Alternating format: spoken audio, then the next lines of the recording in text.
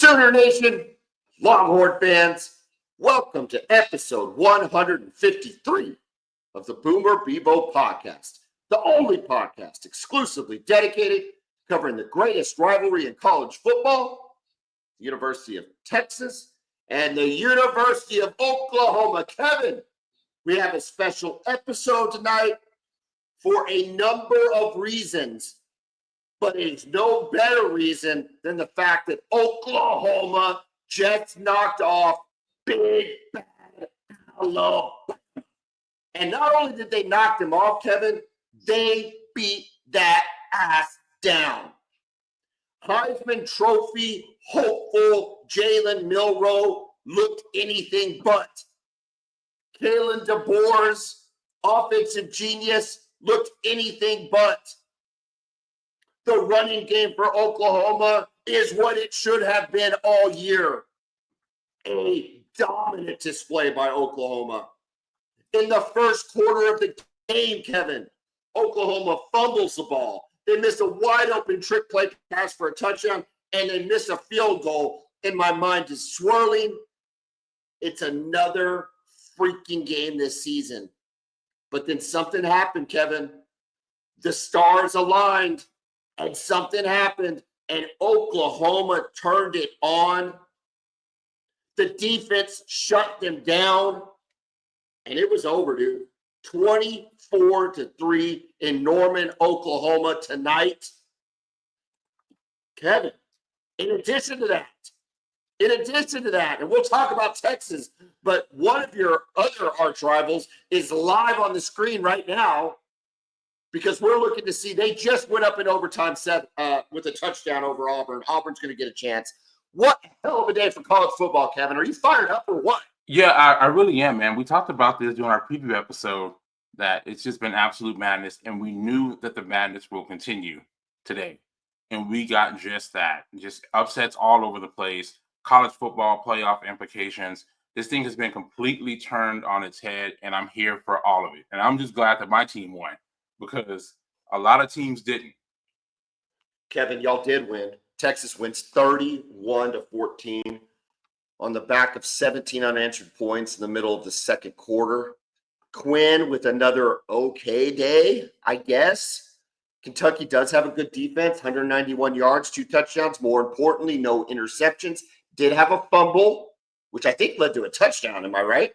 Yeah, it was a direct fumble for a touchdown. So it was kind of a weird passing play. Yeah, he tried to throw it and hit the defender's hands. Ball flew in the air, right into the defender's hands. He ran it back for a touchdown. This morning, Florida upsets Ole Miss 24-17. I see that score, and I hung my head, Kevin, because I said, well, that's the upset of the day.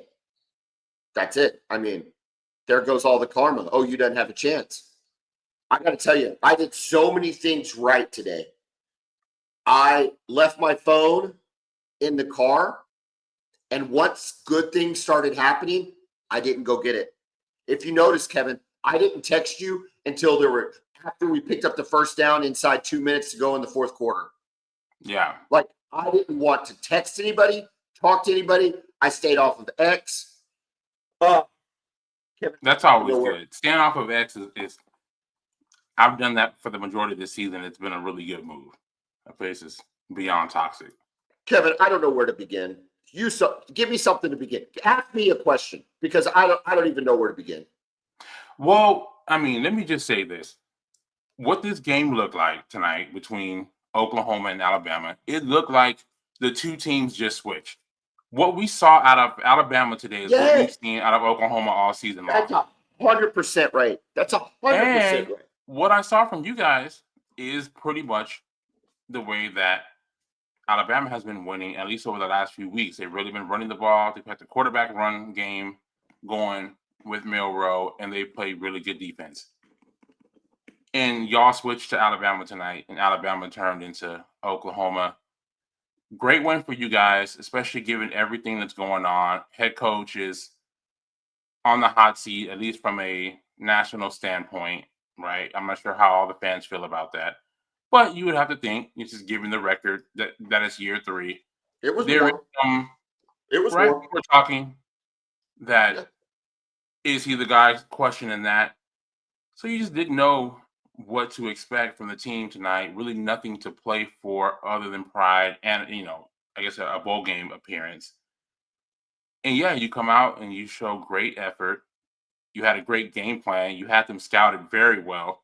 I mean, that trick play that you ran in the first quarter, that was great scouting. Uh, Execution of it didn't work, but that um, was great scouting, just knowing how they would blitz there in that situation. And it was wide open. And we saw this from you guys the entire game. Joe John Finley is not going to get the offensive coordinator spot at Oklahoma. Absolutely That's not not. going to happen. That's not going to No, happen. He called a hell of a game tonight. he did. We talked about this. We talked about it in anticipation of the LSU game, Kevin. You were like, hey, John, LSU, they have a really hard time with the running quarterback. And I said, Kevin, we can't even how do I expect this offensive staff to put in a quarterback run game? Weren't able to do anything all year. And all they did in these last 2 weeks to get ready to play Alabama was install a quarterback run game. And it was controlled, and it was positive yardage, and they were smart quarterback runs. There weren't a lot of draws. I hate it when we do quarterback draws. There weren't quarterback draws. They were designed, get out and block, sometimes with a lead blocker as a running back type runs. Right. And listen, offensive line, I don't give up. You run for 257 yards against Bama. You had a good day, offensive line. You had a day. Absolutely. And then I do listen though. I hate to be like Xavier Robinson is the best running back on that team right now. Maybe he's not the best running back for the rest of their careers, but he's the best running back on the team. Though. Oh yeah, easily. Kevin, we saw it against Missouri. It's not even close, and yet Taylor Tatum still got the start. And if Taylor Tatum doesn't put the ball on the ground again, I'm not sure we see Xavier Robinson as much. That dude looked, to your point, looked like an Alabama running back. Yeah. He looked like an Alabama running back. He was hitting holes hard. He was hitting them powerful. Man, I don't know, dude. And then look, you said this before, and we talked about the matchup between Ryan Williams and Eli Bowen. Ryan Williams got him on that one play that got called back, and we got to talk about that because I just don't even know how that works. But Eli Bowen, holy crap, dude. Did that guy not play a hell of a football game? Yeah, I mean, and really you can see it from the first time he was out there. I'm like, okay, this guy, once Gentry Williams went out, and he came in like, this dude is legit. I think he might be your best corner. And this was back then. By far. He was a 3-star. Yeah. He wasn't even a 4-star. He was 3-star, 5'9", 185-pound corner. It felt like a signing because his brother was here, and it was like the last thing we must have promised him was to sign his brother. Yeah. Like that's what the signing felt like.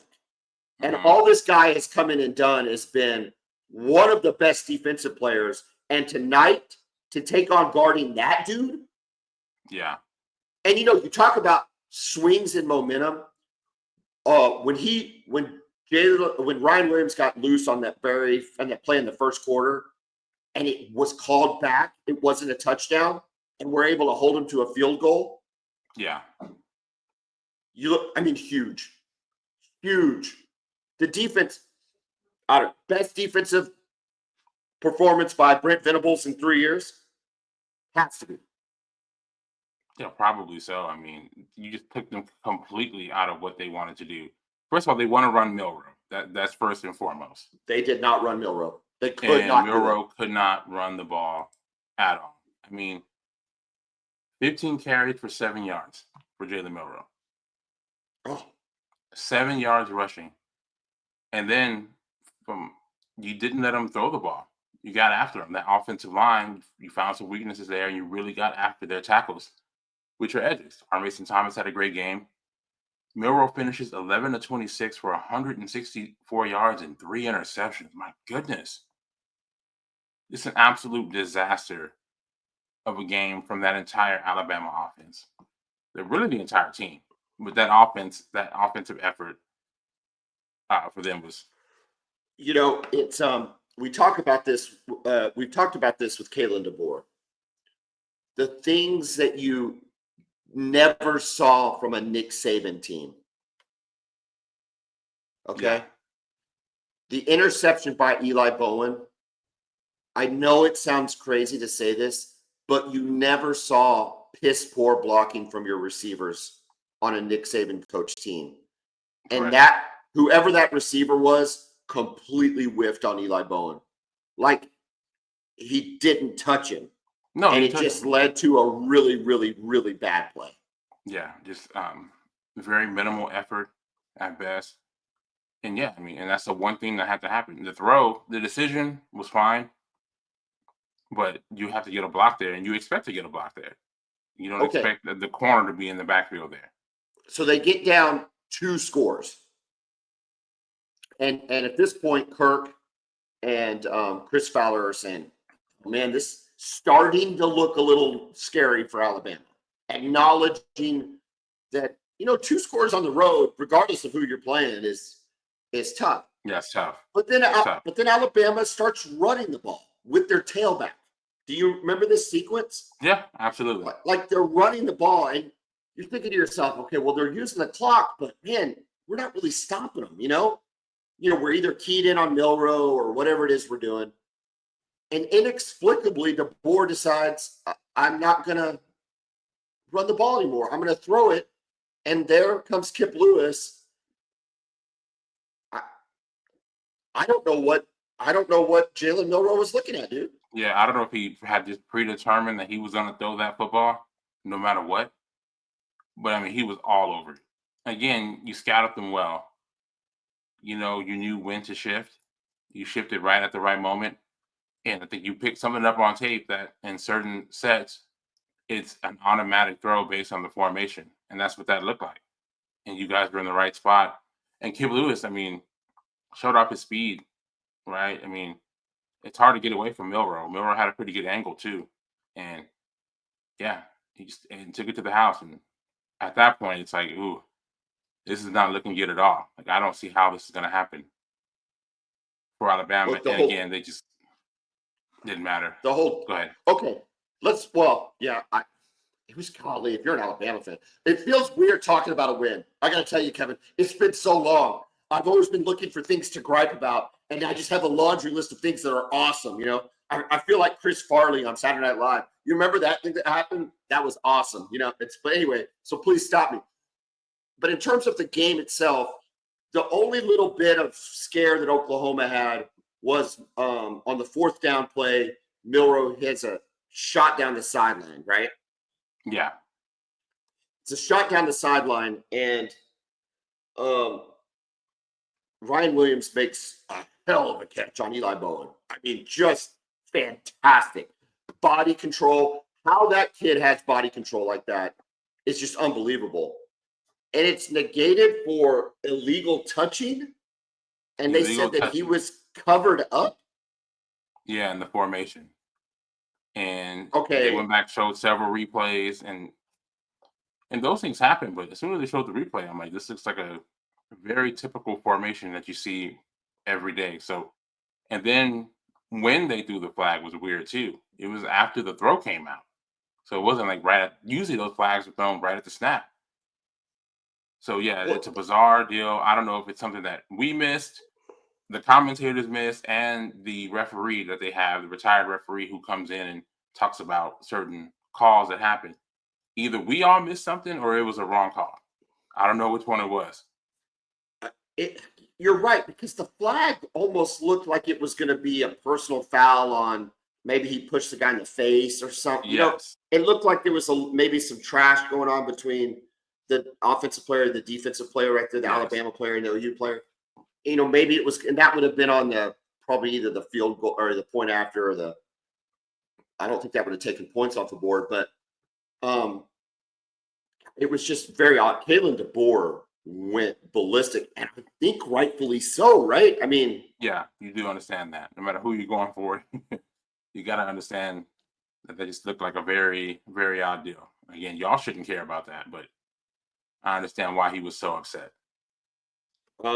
Xavier Robinson, 18 carries, 107 yards, 5.9 yards a carry. I said it at the beginning. I'll say it again.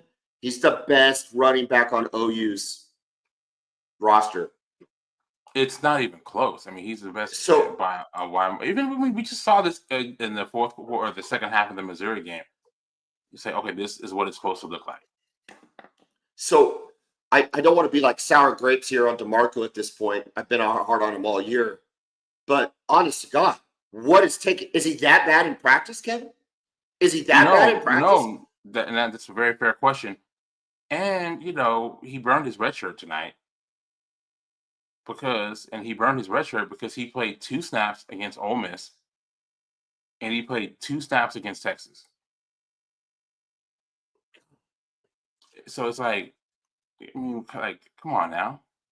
Listen, Oklahoma has seen a lot of great backs. I'm not saying Xavier Robinson is the next DeMarco Murray or Adrian Samaje Peterson. Perine.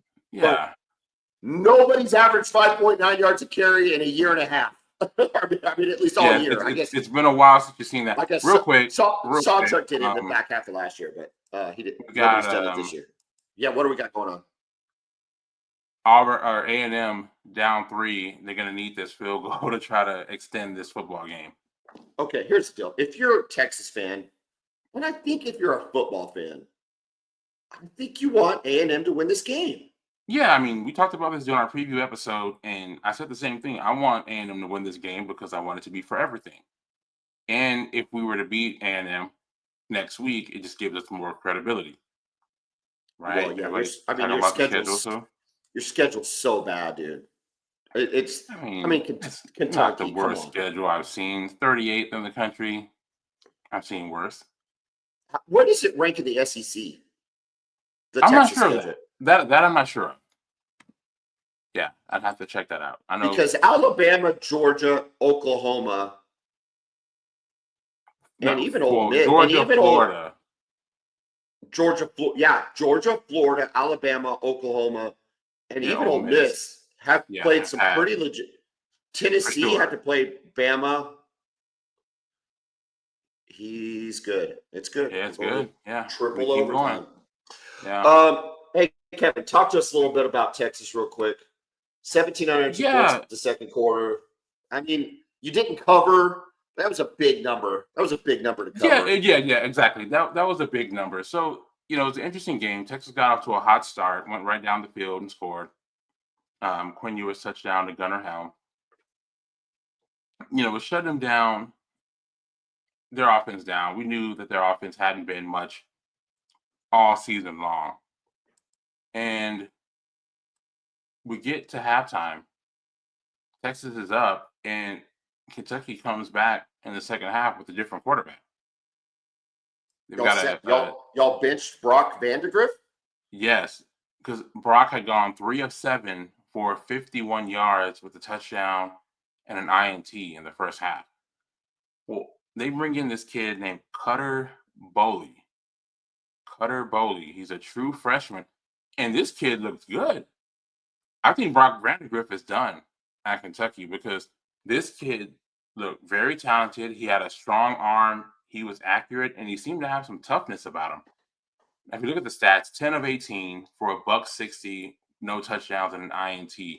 But if you're watching the game, you could see that clearly he was the better of the 2 quarterbacks that played for Kentucky. So just something to watch for them going forward.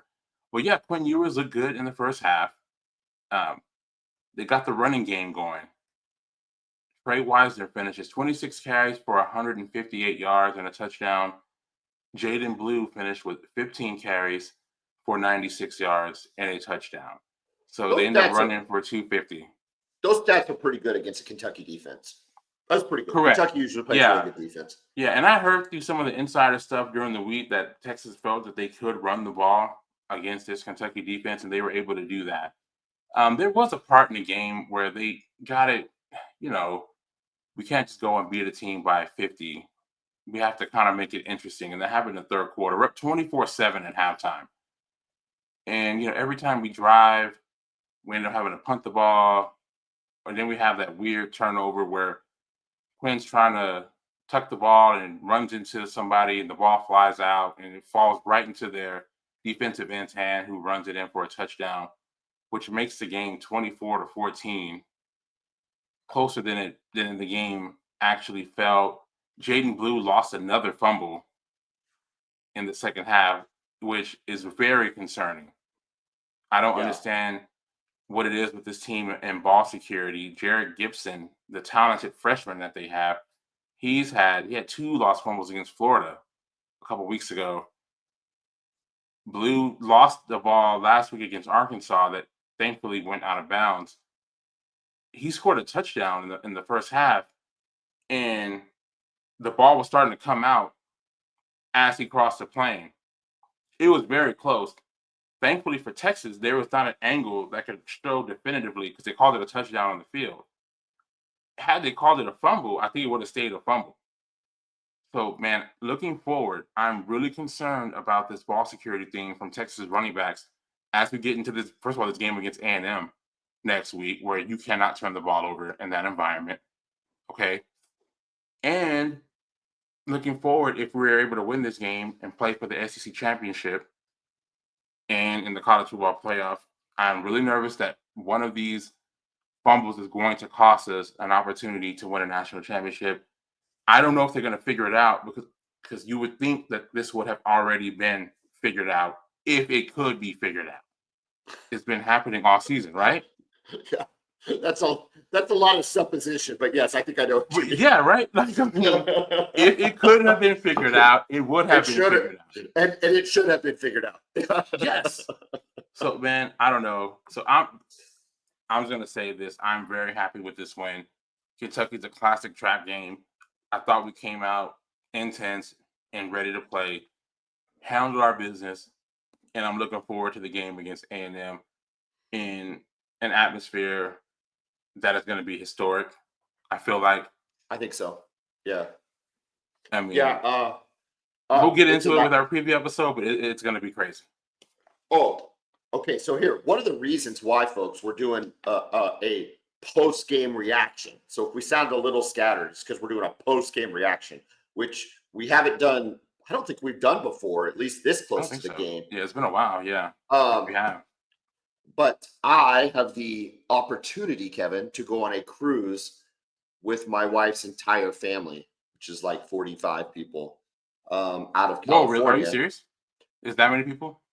Yeah, we have T-shirts. And so it is 10:45 Oklahoma time tonight, and I have to leave the house at 5 a.m. tomorrow. So I'll be lucky to get 6 hours here, maybe probably less, before I have to get on a plane and head to California. And then I have to figure out how to do the preview show, which I'm going to do. You better believe I'm going to do it now that I think, you can actually beat LSU, which I really still think they could. I thought they could even before we played this game. Yeah, we talked about that game being winnable. Yeah, and then now with what we've seen out of this Alabama game, and of course, depending on what ends up happening, can you give us an update on this A&M Auburn game real quick? Yeah, let's see. Are they in 2-point conversions? Did he catch it or he drop it? Yeah. It looks like he caught that. Let's see. A little bit of dead air, folks. What we're watching. Yeah, bear with us here. So we're recording this as this A&M Auburn game is going on. That is absolutely a catch. In overtime. Okay. Auburn has secured its first 2-point try.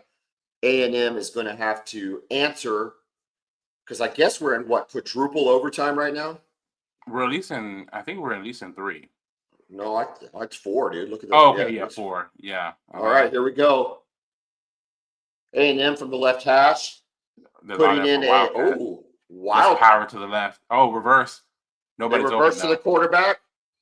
He dropped it. Game over. He drops it. What a play call. And he dropped it. A&M from the field. Oh, my goodness. A&M in the lead up to their epic matchup against the University of Texas drops the ball on what was a pretty nifty play design. Yeah, it was. I'm sure by the time you're listening to this, you've seen it on replay, but they go wildcat, reverse to the quarterback, who now is in a sprint out and throws it, looks like maybe to the tight end. To the running Wow. back. Oh, was it back to a different? Mm-hmm. Wow. Kevin, let's talk about some other scores, and then I want to come back to the OU game before we wrap things up. You can close that window now. And what would have been the game of the week if Oklahoma hadn't beaten the you-know-what out of Alabama would have been Ohio State, Indiana. All accounts, I was at a soccer game up in Tulsa, but all accounts this was kind of a ball game until the punter got involved for Indiana, and then it went downhill very quickly. Is that about right? Yeah, that's about right. I mean, Indiana got off to a good start, held the lead 7-0, and looked pretty good. But honestly, man, I thought that Ohio State, once we got deep into the game, the talent just kind of took over. Yeah, just better players, man, overall. Indiana's still a good team, but, man, it got to the point to where in the trenches, Ohio State was just too talented. Did you see really the got stat? after Curtis Rourke. Go ahead. Did you see the stat that Indiana had 8 minutes time of possession in the second quarter and gained 0 yards? I did not see that. That's pretty bizarre. I've never heard of such a thing. I don't even know how you couldn't just fall forward. Seriously. And then how do you get is it just that many sack yardage? And was he just getting sacked a lot? I guess I'd have to. Yeah, it's got to be. Oh, it's crazy. So anyway, Indiana, Signetti 151 yards for Indiana. 151 total yards.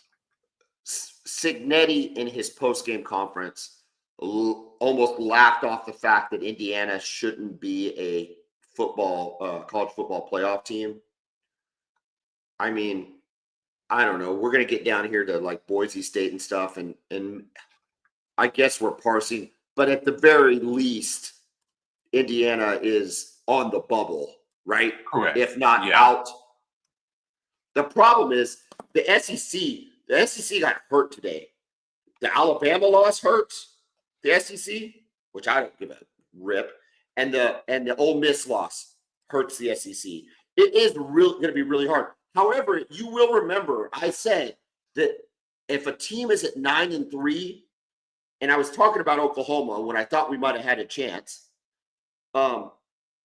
you have a chance to get in the playoff. I still kind of think that's true, Kevin. If Alabama beats down Auburn and is just sitting there waiting for kind of everything to happen, are they really going to leave out a 9-3 Alabama team? Man, there's still so much chaos left that's going to happen. We're not done. So who knows at this point? Either way, I just did not think everything that happened this weekend would happen. Just did not see that. Penn State, though, holding on. I don't know anything about this game except 26-25 against Minnesota. I mean, win, man, baby. It's a win. Exactly. When you get into this season, when you get this deep into the season, and you're on the road, especially, just win. Man, just get the win. That's just, you don't need style points. Just survive. If Oklahoma would have won 24-23, my smile would still be this big. Okay? Yes, but it is pretty, man. But I will say this, it's pretty cool the way we beat Alabama. Yeah, well, here's the thing. When you lose, especially when you're not used to losing, you do develop a greater appreciation for winning football games, even if they're not pretty. Yeah. Trust me. I'm not taking 24-3 for granted. Yeah, you're right for sure. Yeah. Dude, it's Alabama. You know, Oklahoma is 4-1 against Alabama in the 21st century. The one loss coming to Kyler Murray in the playoff. Oh yeah. Bob Stoops was 3-0. Yeah. Those two teams weren't good in the early 2000s, but that Sugar Bowl team was good. Sugar Bowl team was really good. We were a 13.5-point favorite then too. We picked this game. at 13.5. I think it went off at 14. Did it? Yeah. But listen, real quick, just for Kalen DeBoer, what an opportunity wasted. You're in the driver's seat to play for the SEC championship game against the winner of the Texas A&M game. At least that's what we thought heading into. And now I don't know what the heck is going to happen now, because all these tiebreaker rules are going to start coming into place. With A&M losing, Texas is now solely in the top Well, spot in the SEC. but Georgia's played everybody, so they can't lose anymore. They cannot lose anymore. So Yes, George is in the driver's seat, as it were, right? correct. Yes, And Tennessee is helped immensely. yes. And But Georgia Tennessee, still owns that tiebreaker over Tennessee because Georgia beat them. yeah, but my point though is Tennessee is they're in the playoff. Yeah, It might not be the SEC championship game, but they're in the playoff. correct. A&M's out now. I think A&M could even beat Texas, and I don't think they'd get in because this is going to be 3 You don't losses. think so? Well, it's 3 losses. I don't think they put a 3-loss A&M with a loss to Auburn and a loss to South Carolina and a lot. I did they get beat by Notre Dame, who's in the playoff, but I don't know that those are okay. Anyway, we'll come back to that. Dude, the armed services, I get they build me up, and then Notre Dame knocks me down. 45. I'm glad you've learned this hard lesson. You look, got a big smile on your face. That's a big smile on your face. That's a big smile on your face for Notre Dame. You really think Army was gonna beat Notre Dame? Yes. Come on, or Navy a few weeks ago. Oh man, I wanted it so bad. I hate Notre Dame, Kevin. And the reason, understandably, I get that. But the reason that they were going to get beat down is because they're good. Because that means they have Notre Dame's attention. The years they beat Notre Dame is when they're 4-4. And Notre Dame's like, oh, it's just Navy. And then they look around and Navy has, 42 minutes of possession. And they end up winning the game. It was not going to happen because they're good. Army, yeah. Army was no matchup. Florida, we talked about Florida Ole Miss 24-17. Here's an interesting score as far as the playoff goes, okay? Boise State, Wyoming, only 17-13. Ashton Gente did have 169 yards. The problem is Boise State was a top 4 team in the playoffs because they were the highest ranked. They were one of the 4 highest ranked conference champions. Okay, well now, and we haven't got to the Big 12 yet, but now are they still? They'll still be ranked over the Big 12, right? Because BYU and ASU lost. BYU and Colorado lost. Correct. And this madness, is beating Wyoming 17-13. Yeah. Okay. SMU makes, as I called it, SMU makes their first ever ACC title game. You 100% called this before the season started.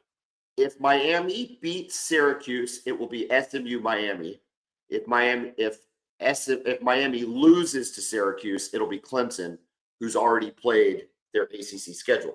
So Clemson, South Carolina, by the way. Tune in for that. That should be fun. South Carolina can win that game. I think they should win that game. Yeah. Whatever. Okay. Now we got to get to the Big 12, and then we're going to come back to the Oklahoma game. Okay. ASU beats BYU 28-23 in Tempe. Unbelievable. BYU is really just not that good. Early on, I think they just executed well, but I still don't think I think there's a talent gap there. Kansas, who just beat BYU, also just beat Colorado today, 37-21. Did you watch any of that? Because I didn't see any. I did. Now, the interesting thing with Kansas, we talked about them. We were both pretty high on them to start the season, and yes, their start was horrible. But over the last 3 games, John, they have beat the team that was on top of the Big 12. They beat Iowa State, who was undefeated. They beat BYU, and now they beat Colorado in back-to-back weeks. What a turnaround for that program! And they're not even playing the role of spoiler. They're 5-6. And they're not even in the top half of the. No, they're 4-4 in the Big 12. And their last 3 wins are over Iowa State, BYU on the road, and then beating Colorado. And they were always in control of this game. They're up 23-14 at halftime. Yeah, they got after Shedeur a bit. forced them into, a couple of mistakes. And really, though, their offense with Devin Neal, I mean, they just had no answer for this dude at all. And he's been there forever. 37 carries for 207 yards rushing and 3 touchdowns. 4 receptions for 80 yards and another touchdown. It's a big time game for him. And then Iowa State beats Utah 31-28 in a barn burner. Okay, so I was too busy watching the Oklahoma game. I didn't really watch any of that game, so it doesn't matter.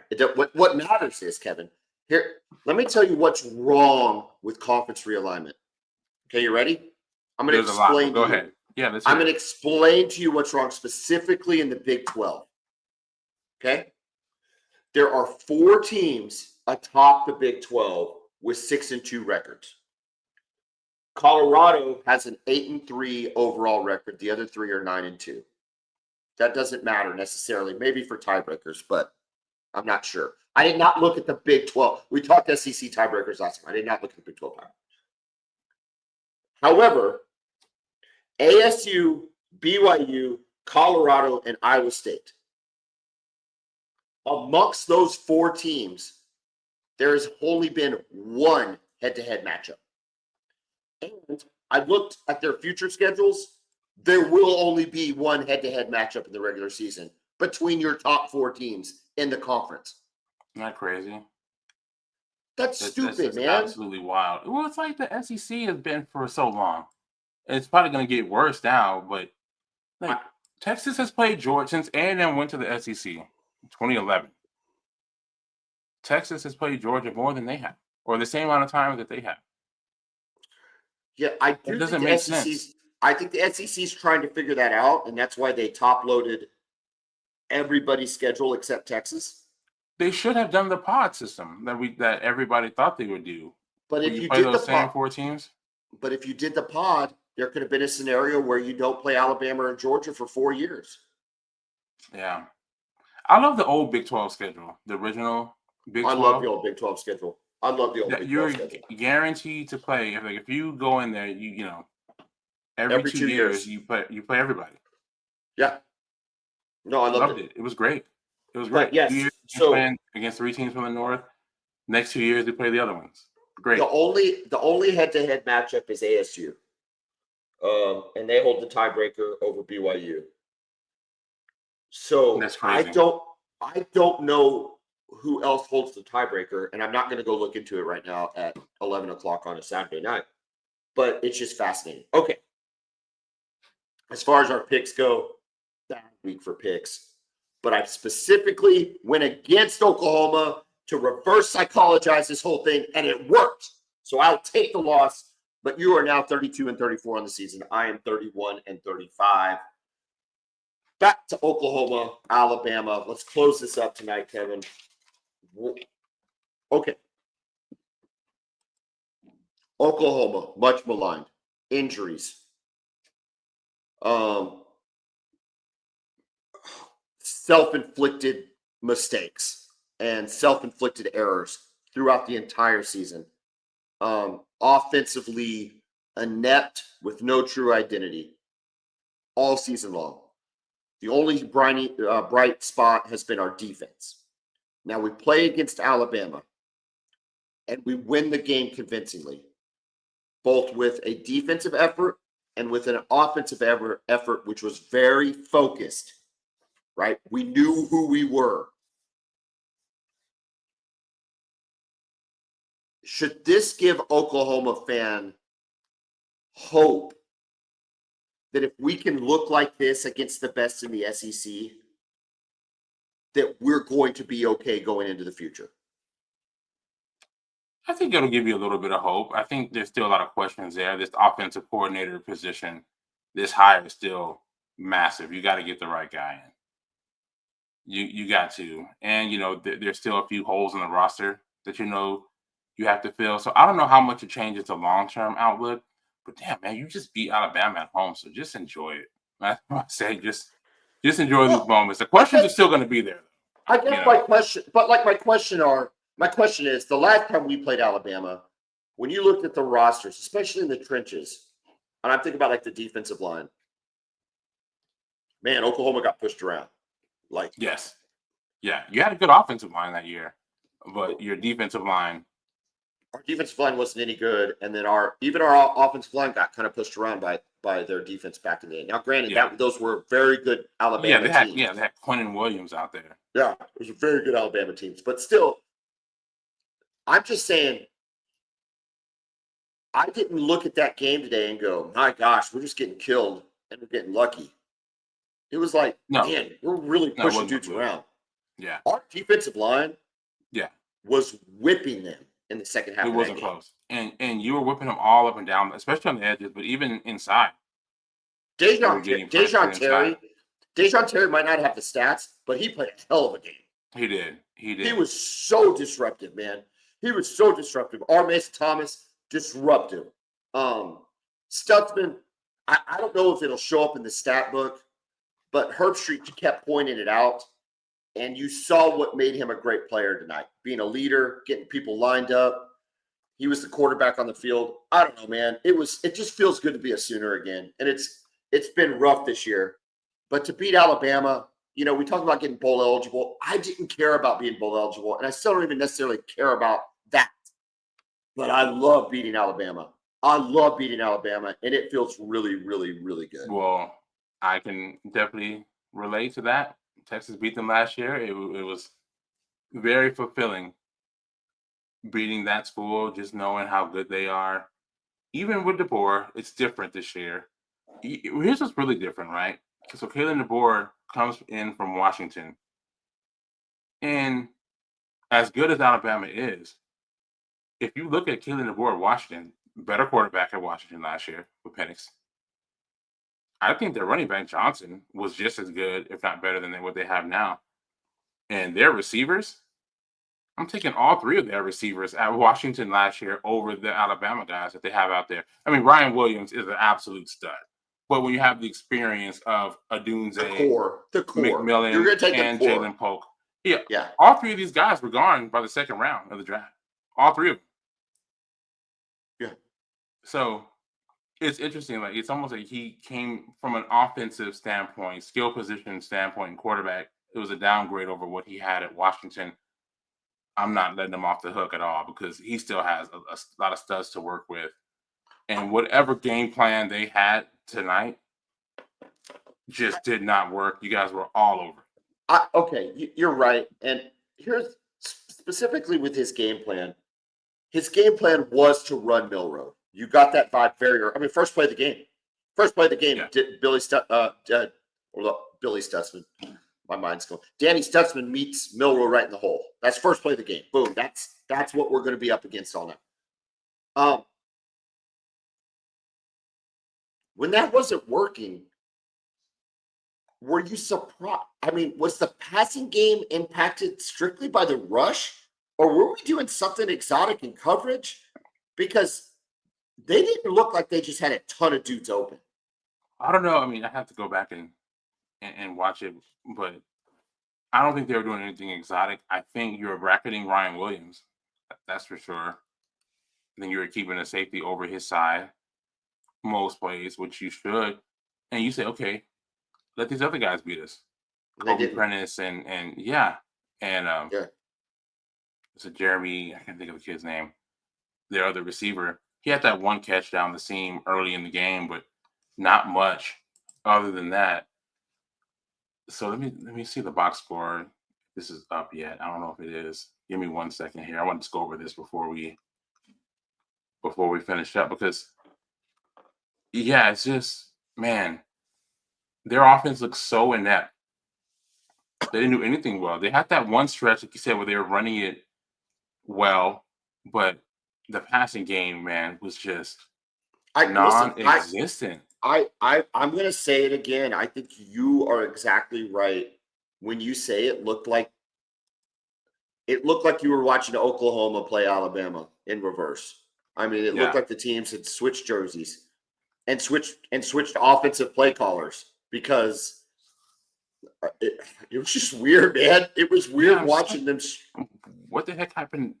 Because Well, and their quarterback run plays, even their quarterback run plays, and I think we all have to agree that Jalen Milroe is a better runner than Jackson Arnold. Yes, he's Just one of the best running quarterbacks in the country. Lacked any type of dynamic playmaking. It was ours looked It was so focused, and hard. it was like we are going to run the ball with it. Like we're going to do some RPO, and we're going to also just do some straight quarterback runs, and we're just going to go right at you, and not like up the middle, but we're just running the ball. We're just going to be and get an extra blocker out type of deals. Those kind of almost a wildcatish quarterback run game. Yeah, Which you weren't getting from Alabama. They just looked like he was almost like delayed kind of run. They kind of got from a Colin Klein kind of offense, that little pitch where and it was like, man, it was terrible. I don't know. What here are are you the looking at? stats, man. Just the team stats here. 13 first downs for Alabama, 234 total yards, man. 164 yards passing, 70 yards rushing. You held Alabama to 70 yards rushing. And they were a playoff team. Kevin. Yes, they were a step away from playing for the national championship last year. They beat Missouri 42-0 or 31-0 or whatever. They beat LSU 44-10. Correct. I mean, this is not a down Bama team. They beat Georgia this year. Yes, and you can understand. Okay, Bama, you're losing. The Vanderbilt loss. I mean that, but the Tennessee loss, you understand that, right? It's a rivalry. It's on the road, but this one, man, and Alabama fans are not going to put up with this kind of thing. They're not going to handle it at all. You think they're going to handle being out of the playoff? No. You think they're going to handle being out of a 12-team playoff? I still think there's a path for Bama to make it. They beat Auburn. You have a little bit of, turmoil at the top. I still think that there's probably an opportunity, but because the Big 12 has basically eliminated themselves from anybody but the champion. So that's absolutely. That. Here's the question. I think the question is, it might be really simple. Is it Indiana or Alabama? Yeah. Yeah. And the resume, the resume is the only loss for Indiana is Ohio State. Okay, well, that's a very good loss. That's a very good loss. But who have they beat? Michigan? Correct. Is that the only team with a winning record? And I don't even know if Michigan has a winning record. I think they might be 500. And then Alabama beat Georgia. Is that their only big-time win? Because they didn't play Ole Miss this year, right? Or did they beat Ole Miss? Alabama. Yeah, let me pull up this schedule real quick. Yeah, I got it. I got it.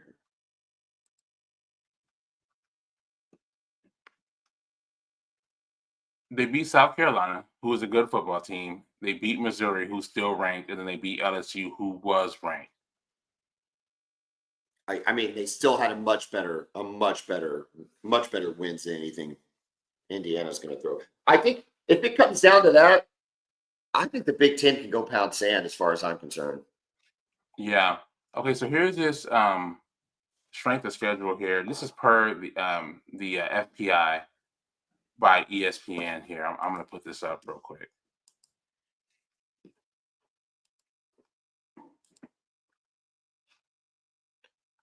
One second here.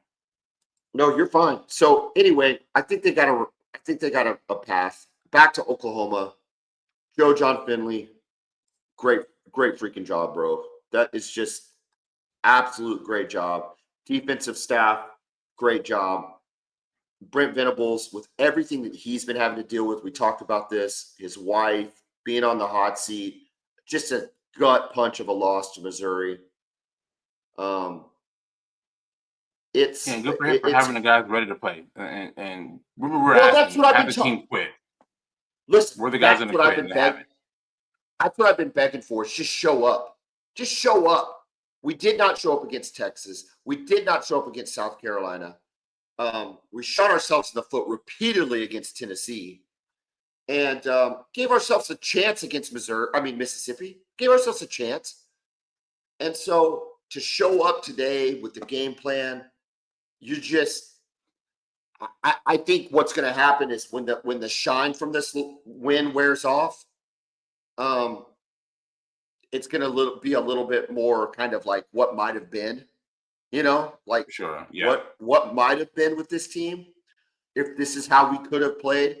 But I think that's a dangerous slope to go down, and so we won't go there tonight. But I don't care. 24-3. Okay, pull it up, and then I got to go. Pull it up. Okay, so yeah. So here's this strength of schedule deal, and I don't know where Indiana Even is going to fall on this. Yeah.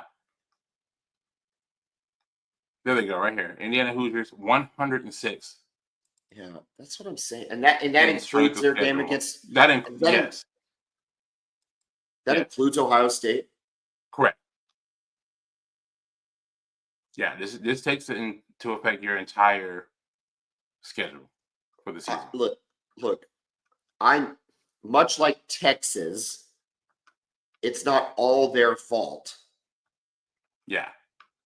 But it's also not Alabama's fault that they've had to play the schedule they've had to play. Yeah. Because what's Alabama's schedule? 16. Okay, if you didn't know any better and you said 9-3 with a 16th strength of schedule and 10 and 11-1 with a 108th strength of schedule, would it offend you greatly? No. I don't think it does, dude. No. And I don't think I'm saying that because I'm in the SEC now. I don't. I think we're debating on who the best number 12 team is. And I'll take the number 12. I'll take the number 12 team that Vegas would have favored over that other team by, a touchdown and a half, probably. Yeah, I don't know. Maybe not after what they saw tonight, though. I don't know. Yeah, for sure. You guys sit up at 4 with that strength schedule here. We're the 4. We got the 4th hardest schedule. Yeah, it's this blue column right here, and this is in order. So, what do you think about us in Florida now having the same 6-5 record and having one of the top 1 and 4 schedule in the country? Yeah, I give Florida credit for just sticking with it, and if I remember correctly, they've beaten who they're supposed to beat, right? Do they have any inexplicable losses on their schedule? I mean, look who they've lost to: Miami, A&M, Tennessee, Georgia, and Texas.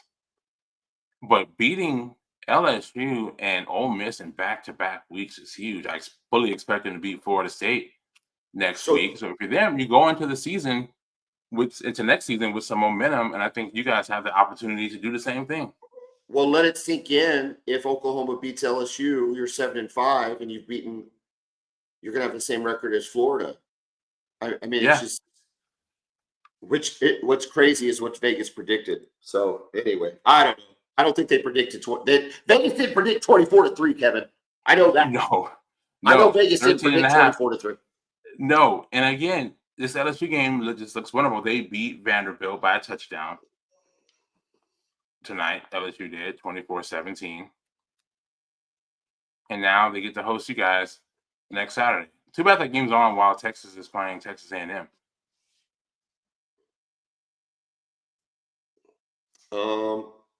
I'm sure with technology, I will figure out a way to watch both games. Yeah, and for your sake, I'd rather play. If I'm playing LSU, I'll play LSU at 11 in Tiger Stadium, and not at 6 p.m.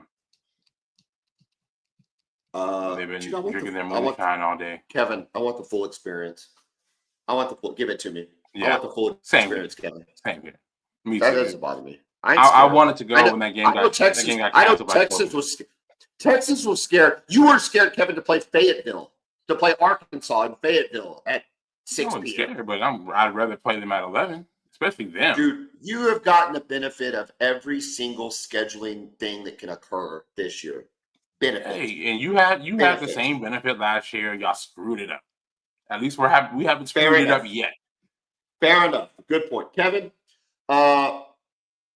Keep winning, Historic. baby. SEC It's- championship game, year 1. Let's go. You're in it now, too. Well, maybe not, I guess. I don't know. I don't know. I mean, it kind of feels that way. We can still lose the game to A&M, and I don't know what's going to happen then. Yeah, we'll see how it shakes out. And the way the Kevin, season has gone, nothing is going to surprise me going forward. oh, dude, listen, I got to go to bed. I don't know how I'm going to sleep. 24-3. Listen, dude, if we would have lost, I could have fallen right asleep. I've learned how to sleep after a loss this year. Now I don't know how to sleep after a win. So I don't know what I'm going to do. Kevin, have a great night, a great week. I will talk to you on a cruise when we break down your at this point biggest game of the year and Oklahoma's bid to upend the Tigers. It's going to be a hell of a last week in the SEC. Kevin, have a great night. Boomer. Hook 'em.